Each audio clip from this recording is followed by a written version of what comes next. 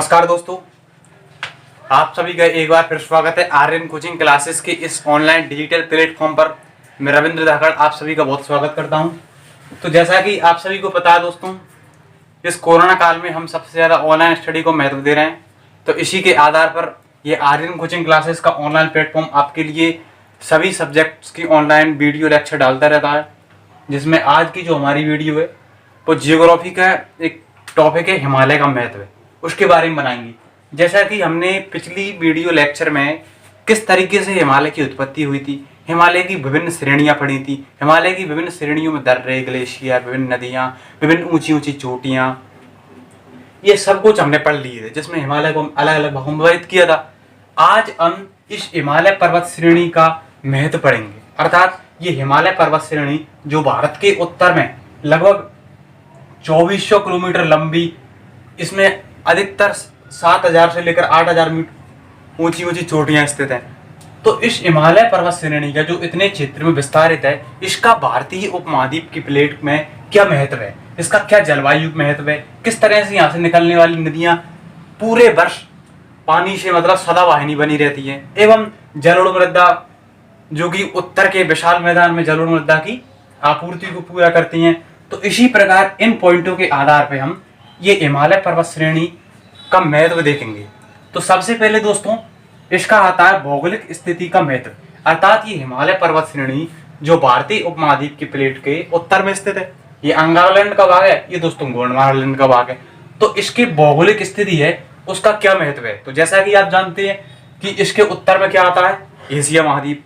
तो एशिया महाद्वीप से अलग करता है हिमालय पर्वत श्रेणी, अर्थात हिमालय पर्वत श्रेणी एशिया महाद्वीप से भारतीय उपमहाद्वीप की इस अंतरराष्ट्रीय बॉर्डर को एक अलग प्राकृतिक पहचान देता है। ठीक है, तो हम कह सकते हैं कि इसका जो भौतिक आकार है, इसका जो भौगोलिक स्थिति है, जो कि लगभग इतने क्षेत्र में विस्तारित है, ये उत्तर में एशिया महाद्वीप से भारतीय उपमहाद्वीप के इस क्षेत्र को अलग प्राकृतिक भू-आकृतिक स्थिति प्रदान करता है। ठीक है दोस्तों, इसके बाद पढ़ेंगे हम जलवायु महत्व, अर्थात इसका भारत की जलवायु में क्या महत्व है। क्या हिमालय पर्वत भारत की जलवायु को प्रभावित करता है, क्या हिमालय पर्वत भारत की जलवायु को उष्णकटिबंधीय बनाता है, क्या मानसूनी बनाता है। तो इन पॉइंटों के बारे में हम पढ़ेंगे।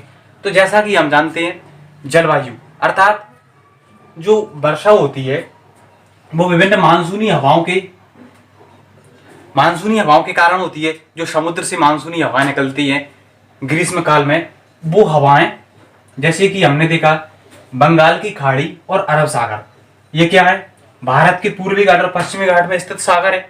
तो इनसे क्या निकलती हैं, उच्च वेग और निम्न वेग से क्या निकलती है, हवाएं निकलती हैं, मानसूनी हवाएं।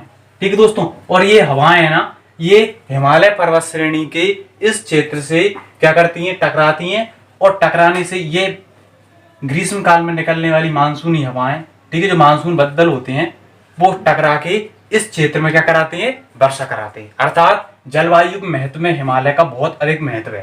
ठीक है, अरब सागर और बंगाल की खाड़ी से ग्रीष्म काल में जो मानसूनी हवाएं निकलती हैं, वो मानसूनी हवाएं इस उत्तर में इस विशाल पर्वतमाला से टकराकर, ठीक है, इस क्षेत्र में क्या कराती हैं, वर्षा कराती हैं। ठीक है, एवं दोस्तों सबसे अधिक उपजाऊ बनाती हैं।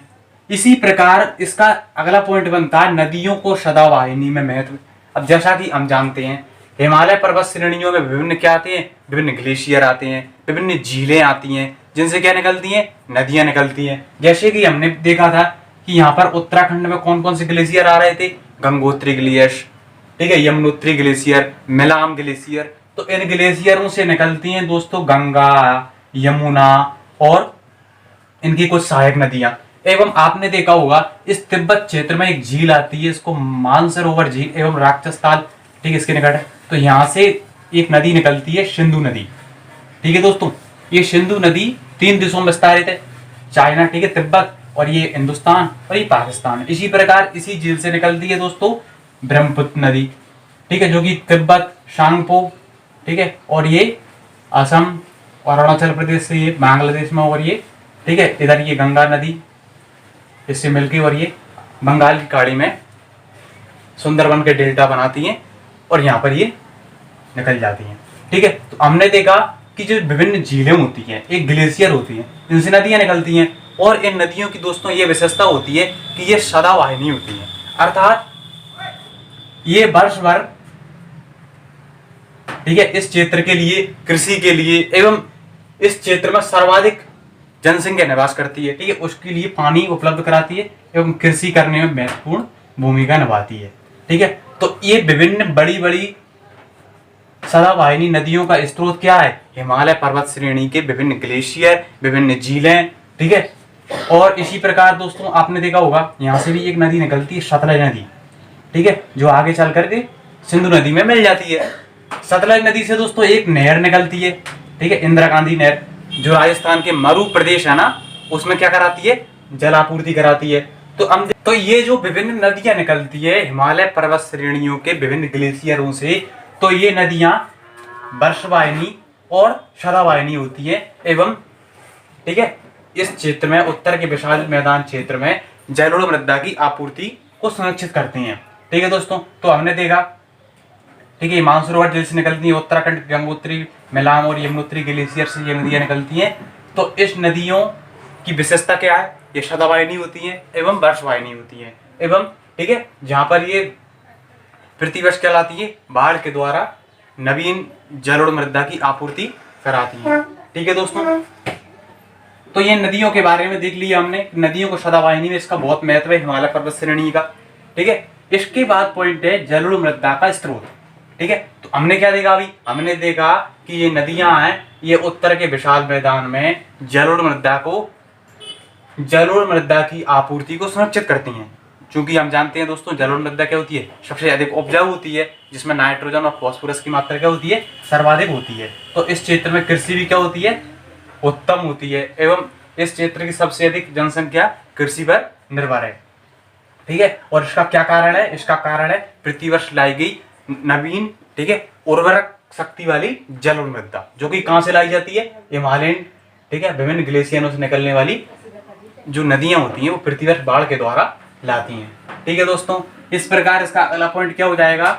ठीक है, ये अब हम पढ़ेंगे अगला महत्व, खनिज संपदा में महत्व, अर्थात जब हिमालय पर्वत श्रेणी है उसकी विभिन्न श्रेणियों का निर्माण हुआ। हमने देखा किस तरह से, ठीक है, गोंडवाना लैंड की जो प्लेट है वो उत्तर के अंगारा लैंड से टकराती है, ठीक है, और बीच में यहाँ पर क्या था? अवसाद था, ठीक है, जिसमें विभिन्न वनस्पतियां, ठीक है, विभिन्न जीवाश्म, इनके दबे होने की क्या है? आशंका है। तो इस कारण यहाँ पर खनिजों के मिलने की भी आशंका है, लेकिन इन खनिजों का उत्खनन करना आसान नहीं है, ठीक है। तो ये हिमालय पर्वत की एक दुर्गमता मानना, ठीक है, क्योंकि यहाँ पर खनिज संपदा है वो, ठीक है, उसका उत्खनन करना आसान नहीं है, ठीक है। तो खनिज संपदा में भी इसका क्या है? बहुत महत्व है, ठीक है। यहाँ पर भी कई जीवाश्म और कई ऐसे स्थल साक्ष्य देखे गए हैं कि इसके हिमालय पर्वत श्रेणी के इस क्षेत्र में खनिजों के मिलने के बहुत आसार हैं, ठीक है दोस्तों। एवं यहाँ पर अगला पॉइंट क्या है? जल विद्युत उत्पादन में, क्योंकि हम जानते हैं जल विद्युत अर्थात यहाँ से विभिन्न क्या निकलती हैं? वर्षवाहिनी और सदावाहिनी नदियां निकलती हैं। नदियों पर क्या बनाए जाते हैं? ठीक है, डैम और बांध बनाए जाते हैं। तो इन डैम और बांध के द्वारा जल विद्युत उत्पादन करना क्या है? आसान है, ठीक है।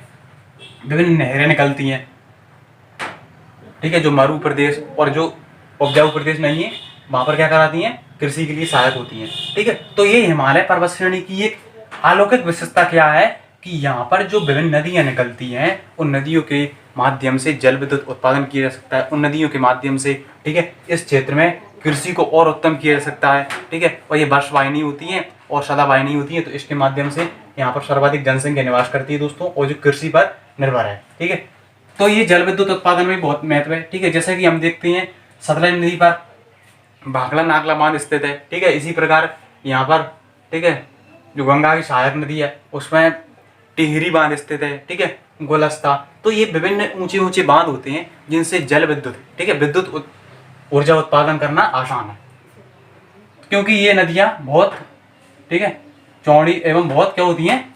सदावाहिनी होती हैं। अगला पॉइंट है दोस्तों अपना राजनीतिक महत्व, अर्थात जो हिमालय पर्वत श्रेणी है उसका क्या राजनीतिक महत्व है। तो जैसा कि हम जानते हैं कि हिमालय पर्वत श्रेणी यहाँ पर क्या आता है? चीन आता है, ठीक है दोस्तों। तो चीन की सीमा कौन निर्धारित करता है? हिमालय पर्वत श्रेणी करता है। ठीक है दोस्तों, और यहाँ पर क्या आता है? पाकिस्तान। तो इसकी भी ये वाला क्षेत्र, इस अंतरराष्ट्रीय बॉर्डर को कौन निर्धारित करता है? हिमालय क्षेत्र। ठीक है, इसके बाद यहाँ क्या आता है? ठीक है, यहाँ आता है अफगानिस्तान। ठीक है, तो वो भी कौन से क्षेत्र में आता है? ये हिमालय पर्वत श्रेणी की। ठीक है, तो ये क्या है? इसका बहुत अधिक राजनीतिक महत्व है। राजनीतिक महत्व में क्या जानते हैं कि इसके, ठीक है, इधर चीन आता है, ये म्यांमार आता है, ठीक है, ये नेपाल है, ठीक है दोस्तों, ये भूटान है, ये पाकिस्तान है और ये अफगानिस्तान है। तो इनकी अगर अंतरराष्ट्रीय सीमा देखी जाए तो वो हिमालय पर्वत श्रेणी है, हिमालय के विस्तार को ही देखा जा सकता है। यहाँ से लेकर पाकिस्तान, अफगानिस्तान, ठीक है, चीन, नेपाल, भूटान और ये म्यांमार। ठीक है, ठीक है, तो ये क्षेत्र है वो क्या है? हिमालय पर्वत श्रेणी के क्षेत्र है। तो इसका बहुत अधिक राजनीतिक महत्व होता है। इसी प्रकार यहाँ पर विभिन्न दर्रे होते हैं, जैसे कि यहाँ पर सिक्किम में दर्रा है दोस्तों नाथुला और जेलेपला। इसी प्रकार यहाँ पर दर्रा है काराकोरम दर्रा, जिसके लिए चीन के लिए रास्ता जाता है। उसी प्रकार दोस्तों इधर पड़ते हैं जोजिला और बुर्जी का दर्रा। ठीक है, इसी प्रकार इधर दर्रे पड़ते हैं। तो ये दर्रे क्या करते हैं? अंतरराष्ट्रीय व्यापार में बहुत महत्व रखते हैं। ठीक है, और इनसे सुरक्षा संबंधों में भी बहुत महत्व देखा जा सकता है। सुरक्षा संबंध क्या? जैसे कि यहाँ पर, ठीक है, बीएसएफ फोर्स तैनात रहती है। ठीक है, यहाँ पर आईटी,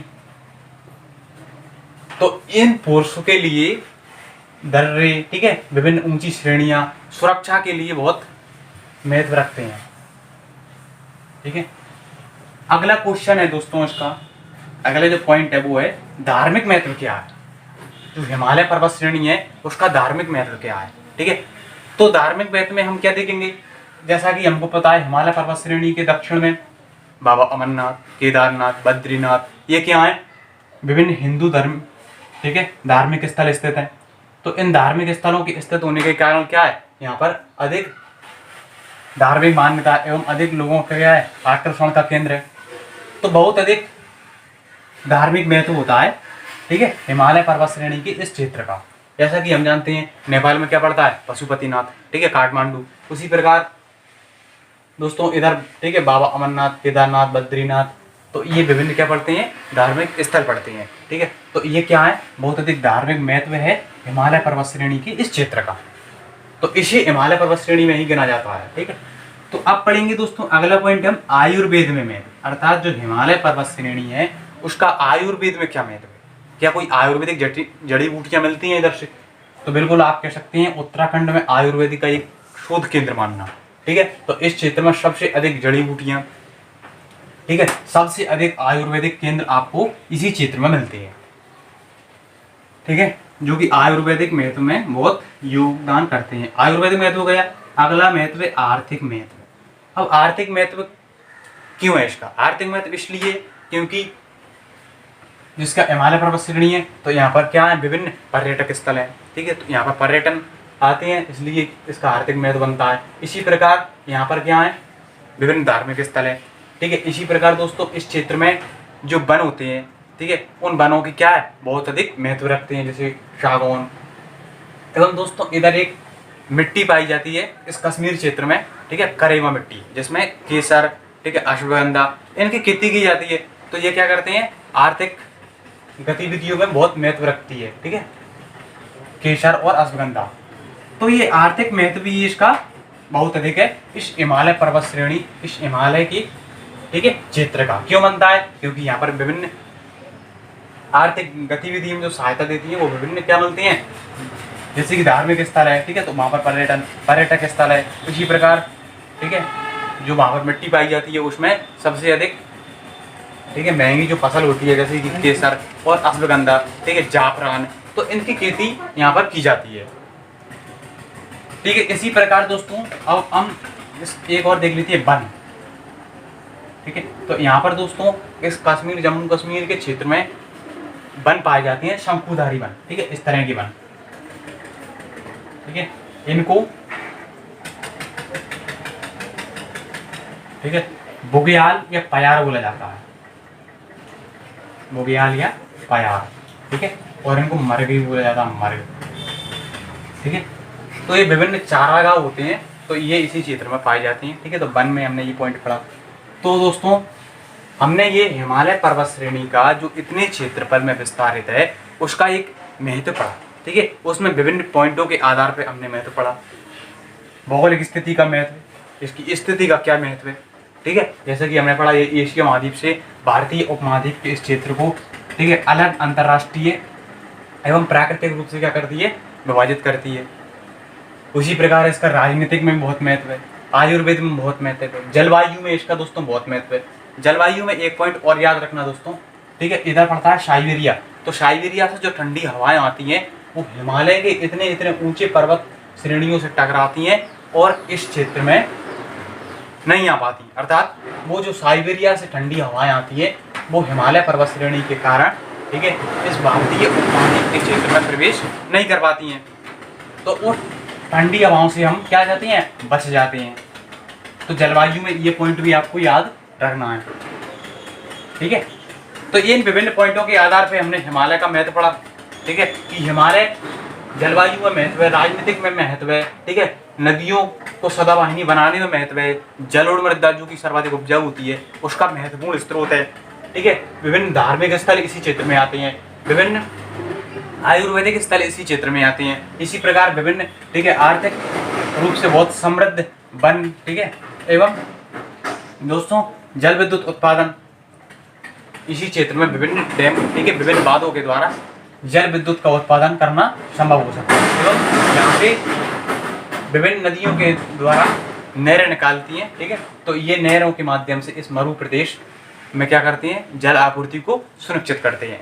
तो ये हमने दोस्तों हिमालय पर्वत श्रेणी का महत्व देख लिया। तो मैं आशा करता हूँ कि आपको ये हिमालय पर्वत श्रेणी या हिमालय का महत्व आपको समझ में आया होगा।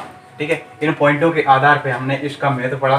तो हम, ठीक है, कोई भी एग्जाम, ठीक है, जो लिखित हो या वैकल्पिक हो तो उसमें हिमालय के विभिन्न पॉइंटों के आधार पर उसका महत्व को बता सकते हैं कि इसका किस किस क्षेत्र में विशेष महत्व है।